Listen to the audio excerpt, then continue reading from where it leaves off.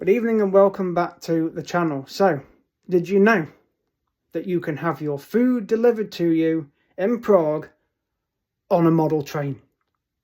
Well, yes you can, because there is a restaurant in Prague that is a railway restaurant.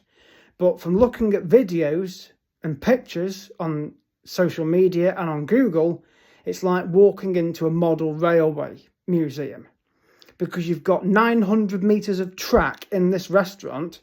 So when you sit at the bar or at the table, you've got tracks running along the table and little trains coming along with beers and food for people, as well as soft drinks for kids. So I've decided I'm going to go to this restaurant when I get to Prague. But the thing is, from reading reviews, you have to pre-book a table. Well, the good news is I have pre-booked a table for one person, for me, for Tuesday afternoon.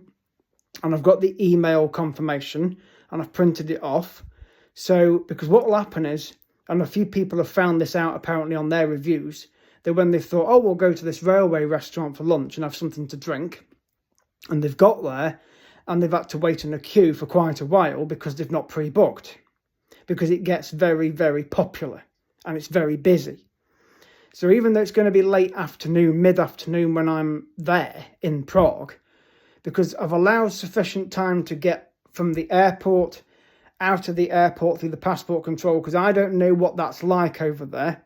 I don't know how busy it's going to be. I don't know what it's like because I've never been. I've then got to go and wait for the driver, if he's not already there, he or she's not already there, outside one of the bars, because apparently Terminal 1 at Prague Airport is where Jet2 planes come into, and I think EasyJets and Ryanairs do as well. It's mainly for flights outside the Schengen area, which of course the UK is part of at the moment. So, and it will be for however long it is, because of the recent situation. But anyway, I've got to meet my driver outside one of the bars in the airport in that terminal.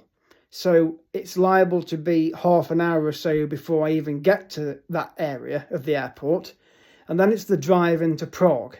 And of course, it all depends on traffic, because Prague Airport is literally 7 miles west of the city. But of course, there's loads of motorways, loads of roads, loads of ring roads and traffic lights and everything. It's just manic. Looking on the map, it looks just a maze of roads. But anyway, so I'm giving myself sufficient time to get from the airport to the hotel to then go down to this restaurant, because I also looked on the website for the hotel that you can't check in until 3 o'clock. So I'm thinking, well, I don't want to get told at the hotel I'm too early and I've got to hang around for 2 hours.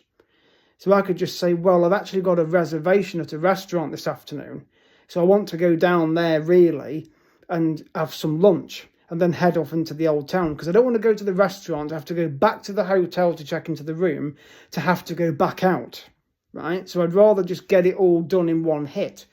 So if the room's ready and they give me the key, that's great, because I can go straight to the room, get checked into the room, sort everything out, and then head down to this restaurant, which I've booked for mid-afternoon. So all I've got to do then is just walk into this restaurant and show them my reservation, which I've got on an email anyway, and I've printed it off. And it's on my phone, on Google Mail. And then, obviously, I'm going to look forward to getting served food by these trains. Obviously, you have to take your order to a person, but the food gets delivered on these little trains, and then you just take the food and the drink off.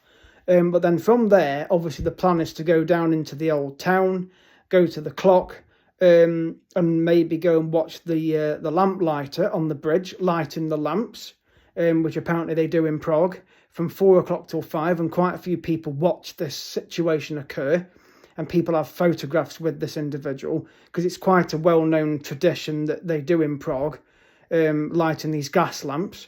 So that's going to be interesting to watch that, and obviously go and watch the clock strike at 5, and then I may go into the clock tower itself and go up in the lift to get the views. So I'm going to enjoy that particularly, and then I may nip down to the Ice Pub, which is near the Charles Bridge. So again, I might have to pre-book that, but I'll see how busy that is. And if I can't get in when I'm there, I can always book it for the next day. But I can still go and have a look where it is. or maybe even pre-book it while I'm there and say, well, I'll come back in an hour or something if it's busy. But we'll see what happens. But I've definitely booked this railway restaurant, so there'll be lots of footage to come for that, and photographs as well. So please subscribe to the channel at Carlsmith25, and I'm sure you'll look forward to the series, because it'll be onwards to Manchester Airport after work on Monday night, to then head up to the hotel. So I'm obviously going to check Google Maps regarding the route, hopefully get to Sandbach services, have some food there, carry on to the hotel, have a night's sleep, go into the airport the next morning, and then obviously it'll be onwards to Prague. So please follow the channel at Carlsmith25, as I've said, and I've reached 370k views now, which is great. So thank you very much for your support. So please continue to support the channel. So thank you for watching, and good evening.